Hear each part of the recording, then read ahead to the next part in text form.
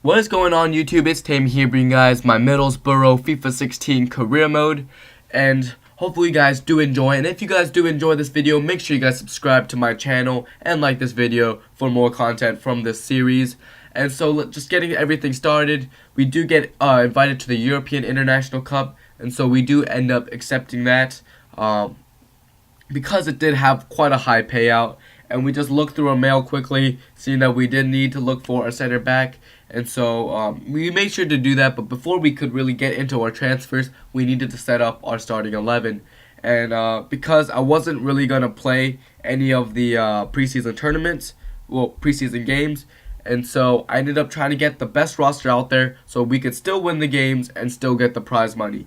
But later on, I did end up playing one of the preseason games, so you will be seeing some of that gameplay. But for now, we were just setting up our substitutes and our starting 11 because you need the best lineup out there. Even though I was taking a little bit of a risk in case of injuries, but our first signing we tried to get was Martin Odegaard, quite a good, young center attacking mid from Real Madrid, and so we did try to end up signing him.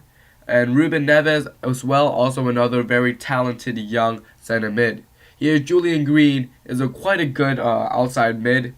If you guys don't know, because we are on a budget, I did try to sign Julian Green. He's young, he's cheap, and I did offer Bayern Munich $1 million for Julian Green.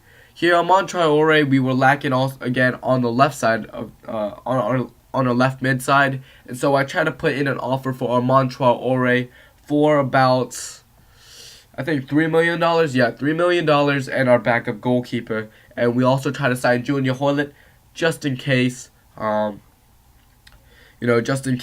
Armand Traore deal did not go through. Here we also try to sign Jamie Vardy because right now he is probably the most informed player in the world. And so I was hoping that we could get a little swap there for Kike, and Dan Burn was the center back that we did go for. Here, Dom Dwyer is the striker that we did go for, just in case the Jamie Vardy deal didn't go through. And here, Bazor, also another very young, talented, high potential center mid that we went after. And here we do just try to, just trade some players.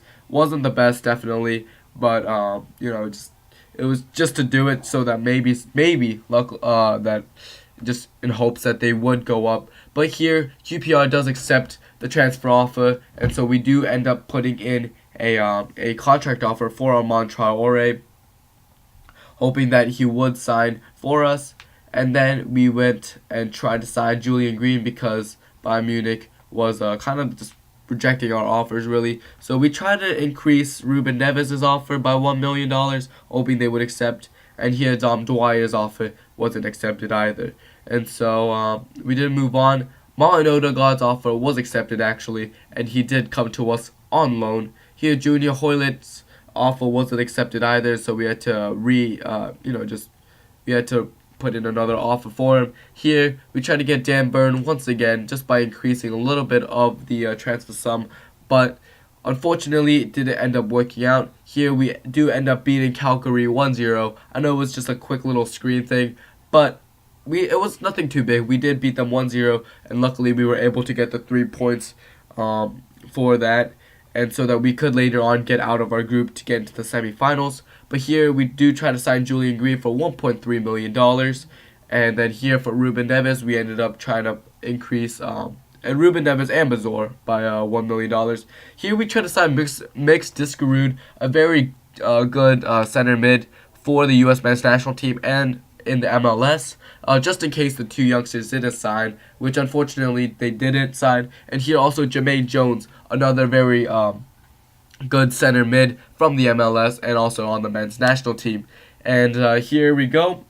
We did try to trade Martin Odegaard in all 5 categories just to see if his overall would go up. Unfortunately, it didn't go up right away, but did go up by little. Here we do end up finishing our last 2 group stage matches, and here Dom Dwyer's offer was accepted, but we didn't accept him just in case. We were waiting for Jamie Vardy. Here in the semifinals, we end up winning on penalties, and so I was quite happy with that just to be able to go through. And here we do end up selling another one of our backup goalkeepers that we weren't really going to end up using. Here Jamie Vardy does accept, which was real. I mean, I felt really fortunate because Jamie Vardy has lots and lots of pace, and I think that he could be the Golden Boot winner for us. And here we go, getting started.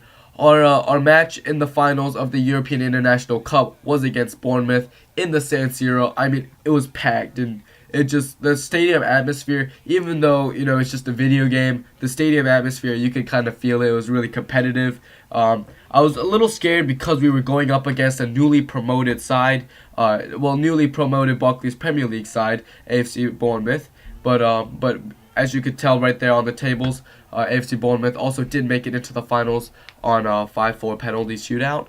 But here, everyone just gets lined up, and a couple player debuts for Rodriguez and Baruch. I'm not quite sure how to pronounce those, but here we go. Just after the I guess you could say national anthem, they do end up shaking hands, just getting ready for the game here. I was quite excited to see how Jamie Vardy would play and how some of the new signings would play, but you know, I definitely wasn't disappointed by Jamie Vardy's performance, I'll tell you that. But right here, the trophy does kind of look like the Champions League trophy, I'm not going to lie. But right there, Callum Wilson's probably one of the most dangerous players on their team. We really needed to look out for that player, and just like they needed to look out for Jamie Vardy. Straight off kickoff, we gave it to Adoma to try to get it up the wing, but unfortunately, Gradel was able to just take it off of him, and he ended up trying to go down the wing here, playing a little 1-2 with Callum Wilson, but luckily Zuccolini was able to catch up. Here Williams just plays the ball across the field. I was really it was kind of scrappy, this little build up here. Clayton right back, and then Damia kind of runs into the right mid Richie, but luckily was able to get the ball back. Clayton to Zuccolini to Vardy. Vardy tries to dribble into space. Unluckily, he was pressured. Lays it off for Zuccolini, and Zuccolini takes the shot and gets us on the board really quickly. Just straight off the bat, we go up 1-0 against Bournemouth. And here's Zuccolini, the youngster, on loan at Middlesbrough. I really wasn't expecting to score this quickly, or this easily, I guess you could say. And just a great finish from Zuccolini across the goal, into the far post finish. Absolutely unstoppable. Great power behind it as well. And so we did end up going up 1-0. Here, Clayton gets the ball to Zuccolini. Zuccolini tries to dribble it here, tries to do a skill move. But I thought that was a free kick, but I guess it wasn't. And so Callum Wilson here, just a dangerous player, and then takes the shot. It wasn't Callum Wilson, but someone else takes the shot. But luckily, Williams was able to get the block in. And so it ended up being a corner here, but luckily Agazi was able to collect it without a problem here. He drops it down and tries to pass it here, but it gets out of reach a little bit, so he ended up slide tackling here, but Traore puts in a great ball to Zuccolini. Zuccolini on the breakaway here, and I call a collected finish here by Zuccolini to make it 2-0 in less than 20 minutes. And it was, you know, I definitely wasn't expecting this. I was definitely expecting a lot more of a back and forth battle, I guess, or even just a close 0-0 battle. But luckily we were able to go up 2-0 in less than 20 minutes. And here Zuccolini does well to finish it near post. Zuccolini is also a loanee at this club, and I wasn't expecting much from him, but in this game, he was just on fire here. Here, Downey gets the ball taken away. Here's Gosling into Richie here, and Richie crosses the ball in, and I thought Callum Wilson was gonna be able to get to it, but unfortunately he wasn't able to. But here, Gradel, such a sneaky and quick, pacey player, and here he takes the shot, and I thought that was going in near post, but luckily Agazi was able to save it and put it out of bounds, but it did end up going for a corner. And on the corner, Richie crosses it in, but luckily Agazi was able to collect it. Here Gosling to Archer, and Archer tries to get it to Callum Wilson, but Callum Wilson just sticks out a foot here right when Williams did intercept the ball, and so Callum Wilson did end up getting a yellow card for that offense. But straight off the kickoff here, we do get it right to Zuccolini, and Zuccolini sees Downing on the run. Downing gets the ball. The defender kind of falls there, but the ref didn't call anything here. Downing just puts it into the top corner. Nice little finesse there. And we go up 3-0. Definitely wasn't expecting this. Like, I expected a lot more of a, competitive match here. But, fortunately we did go up 3-0. Downing with a great finish there to put us up 3-0 with in just the 55th minute here. Just cuts it back here, and then he just puts it right into the corner. I guess he did put a decent amount of power on it, and I thought the defender or the goalie would be able to get in front of it, but fortunately they weren't able to, and we did go up 3-0 against the newly promoted Premier League side.